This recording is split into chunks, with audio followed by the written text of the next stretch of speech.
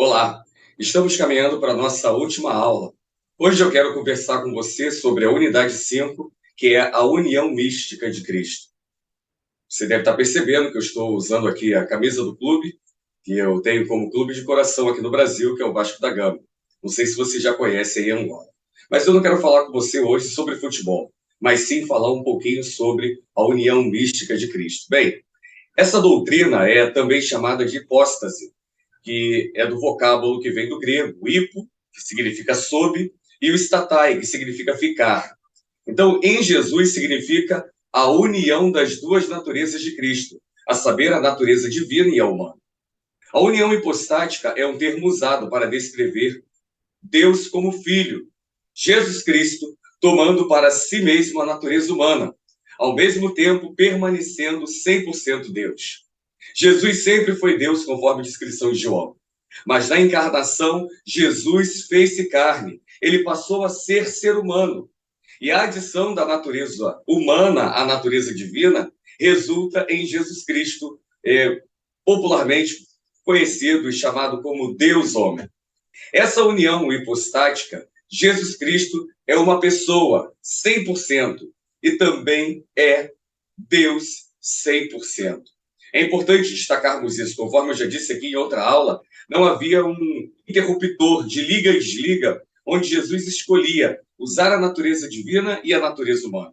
Havia uma espécie de simbiose dessa união, em que elas se manifestavam à medida que havia a necessidade de Jesus Cristo, assim, atuar de maneira soberana, divina e também de maneira humana. Esse não é um assunto fácil de ser abordado. E durante praticamente toda a história do cristianismo, houve algumas controvérsias acerca desse assunto. Entretanto, precisamos entender como se relacionam as duas naturezas, a humana e a divina em Cristo. Como pode uma só pessoa ser humana e divina? O conceito de união hipostática, ou melhor, a união da natureza divina com a natureza humana de Cristo, é, sem dúvida, um dos assuntos mais difíceis de ser entendido na teologia. Jesus herdou de seu pai a natureza divina com todas as suas características, mas de Maria ele recebeu a natureza humana. As suas naturezas divina e humana se uniram na constituição de sua pessoa de maneira plena, perfeita. A pessoa de Cristo, encarnado, mantinha sobre si todos os atributos divinos e todos os atributos humanos essenciais a um perfeito ser humano. Os autores bíblicos apresentam com clareza a natureza humana de Jesus durante seu ministério. Aliás, esse é um assunto que fazia parte do ensino apostólico. Lá em Romanos, nós vamos ver na descrição de Paulo, que nasceu da descendência de Davi segundo a carne. Em 1 Timóteo, Paulo diz, dos quais são seus pais, e dos quais é Cristo segundo a carne, melhor ainda em Romanos. E somente escrevendo a 1 Timóteo, ele vai dizer, Jesus Cristo, o homem. E o autor aos Hebreus destaca, o qual nos dias de sua carne, oferecendo com grande clamor e lágrimas, orações e súplicas aos que podia livrar da morte, foi ouvido quanto ao que temia. E João vai declarar, e todo espírito que não confessa que Jesus Cristo veio da carne, não é Deus. Também os evangelhos registram a declaração de Jesus como Deus, agindo como tal. O texto mostra aceitando a adoração várias vezes. Vê-se ainda Jesus perdoando os pecados do paralítico em Cafarnaum. E eu amo essa descrição lá em Marcos, daqueles 4 amigos que levam aqueles 4 homens que levam um amigo até a presença de Jesus. Chegou a igualar-se a Deus, conforme a descrição de João, no capítulo 14. O credo da Calcedônia declara que as duas naturezas estavam unidas, sendo elas inconfundíveis, imutáveis, indivisíveis e inseparáveis. Os atributos das naturezas pertenciam a uma só pessoa, sem misturar as naturezas ou dividir a pessoa. Entende-se, então, que quando Jesus se fez homem, ele continuou sendo Deus verdadeiro, mesmo estando em forma de homem verdadeiro. Na pessoa de Cristo, as duas naturezas operavam de maneira simultânea e separadamente, sem haver qualquer tipo de conflito, pois os atributos de uma natureza não eram transferidos para outra. quando falamos da natureza humana de Jesus, podemos dizer que ele subiu ao céu e já não está mais no mundo, conforme a descrição de João. Mas com respeito à sua natureza divina, podemos dizer que Cristo está presente em toda parte. Lembra de Mateus 18? Onde estiverem 2 ou 3 reunidos em meu nome, ali estou no meio deles.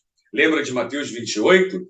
Eis que estou convosco todos os dias, até a consumação do século. Lembra de João 14? Se alguém me ama, guardará a minha palavra e o meu Pai o amará. E viremos para ele e faremos nele morada. Com isso, nós podemos dizer que duas coisas são verdades a respeito da pessoa de Cristo. A primeira é que ele voltou para o céu. E a segunda é que ele também está presente conosco. Mas presta atenção numa coisa aqui. Isso é muito importante, porque tem pessoas que não entendem isso. Em sua natureza humana, ele experimentou as consequências do pecado, que afetou a carne. Cansaço, fraqueza. Mas na sua natureza divina, ele era onipotente. Na natureza humana, Jesus morreu. Porém, com respeito à natureza divina, ele não morreu, mas foi capaz de ressuscitar dentre os mortos. Em sua natureza humana, ele foi tentado de todas as formas, de todas as maneiras como nós, mas sem pecar. Em sua natureza divina, ele não foi tentado, porque Deus não pode ser tentado pelo mal, conforme vai nos escrever Tiago na sua epístola. Cristo estava ciente da sua divindade e humanidade em todo o tempo. Um teólogo, Thyssen, ele diz que as duas naturezas de Cristo estavam ligadas inseparavelmente, de modo a constituírem uma só pessoa, com dois conscientes e duas vontades. Essa verdade sobre esses dois centros de consciências e duas vontades até nos ajuda a compreender como Jesus poderia aprender e, ao mesmo tempo, saber de todas as coisas. Por um lado, com a sua natureza humana, ele possuía conhecimento limitado. Por outro lado, Jesus conhecia, como Deus, evidentemente todas as coisas. A união das duas naturezas em uma só pessoa tornou Jesus Cristo um perfeito mediador. Era absolutamente necessário que o mediador fosse verdadeiramente homem e verdadeiramente Deus. Como homem, ele precisava sofrer, assumindo todas as propriedades essenciais e debilidade que estava sujeito ao homem, lembra? Ele é um homem de dores que sabe o que é padecer. Ao mesmo tempo, ele precisava ser um homem sem pecado, pois um homem pecador não poderia fazer expiação por outros homens pecadores. O autor aos Hebreus diz isso. Só um mediador verdadeiramente humano, que tivesse conhecimento experimental das misérias da humanidade e se mantivesse acima de todas as tentações, poderia ser um perfeito exemplo humano para os seus seguidores. Como verdadeiro Deus, era necessário que ele pudesse apresentar um sacrifício de valor infinito e prestar a perfeita obediência à lei de Deus.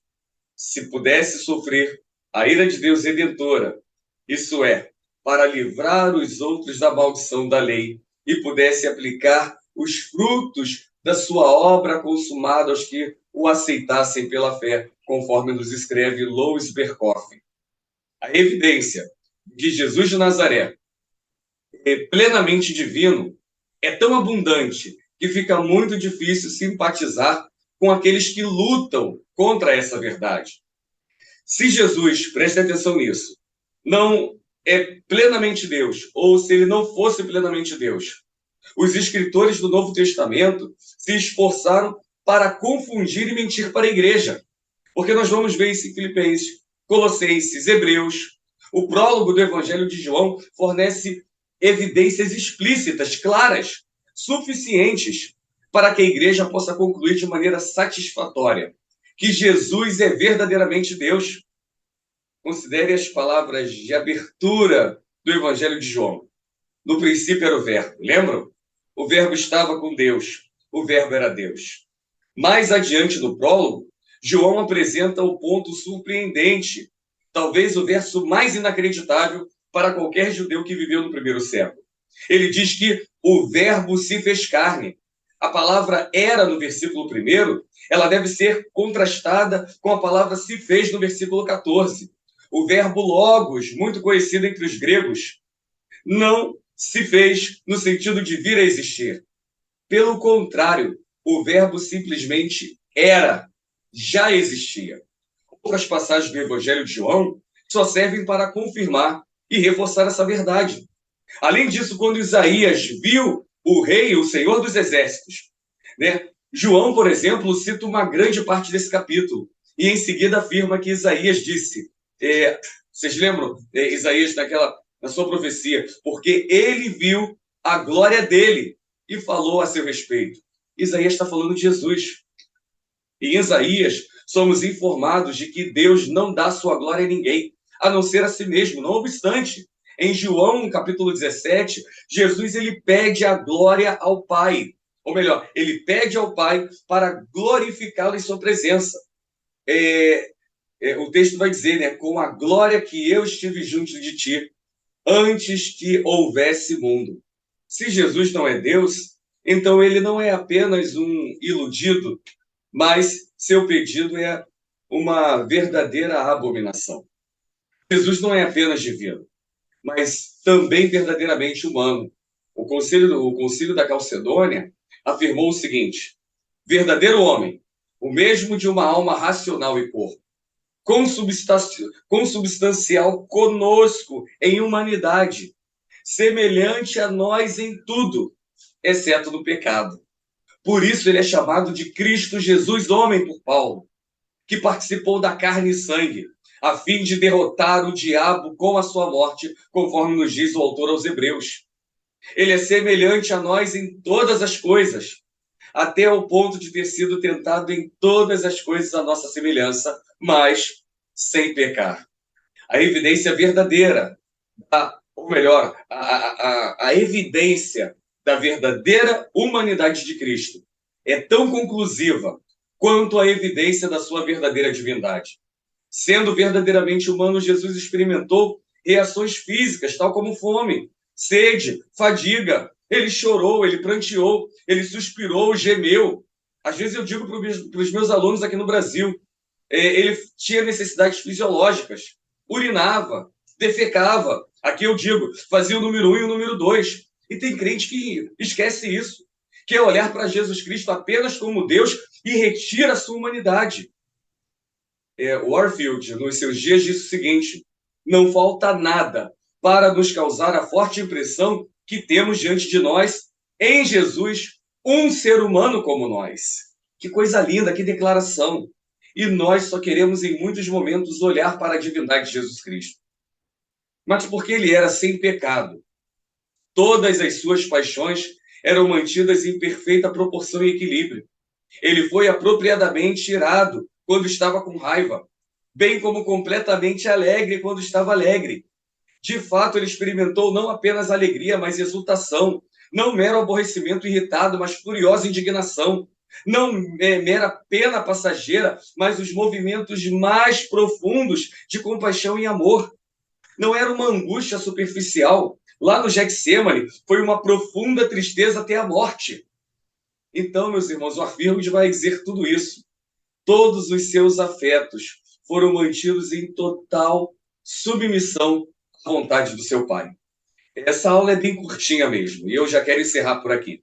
E se você tiver oportunidade, tem uma literatura muito boa sobre isso, que é A União das Naturezas do Redentor, do pastor presbiteriano aqui no Brasil e também meu professor, Heber Carlos de Campos. E aqui ele apresenta de maneira muito clara, é um livrinho um pouquinho grande, é uma trilogia onde ele apresenta a obra de Cristo. E se você tiver a oportunidade de ter acesso a esse material, é algo que certamente irá abençoá-lo em relação a compreender a união das naturezas do Redentor. Então nós ficamos por aqui, é o nosso 5º módulo, e eu preciso novamente lembrar que há 2 trabalhos para vocês fazerem: o trabalho na literatura, de minha autoria, juntamente com o Nilson Santos e o Guilherme Breves, com o título Solos Cristos, que eu já mandei para vocês. Nesse material, vocês vão analisar o artigo do professor Nilson Santos, da qual ele apresenta Jesus divinamente humano.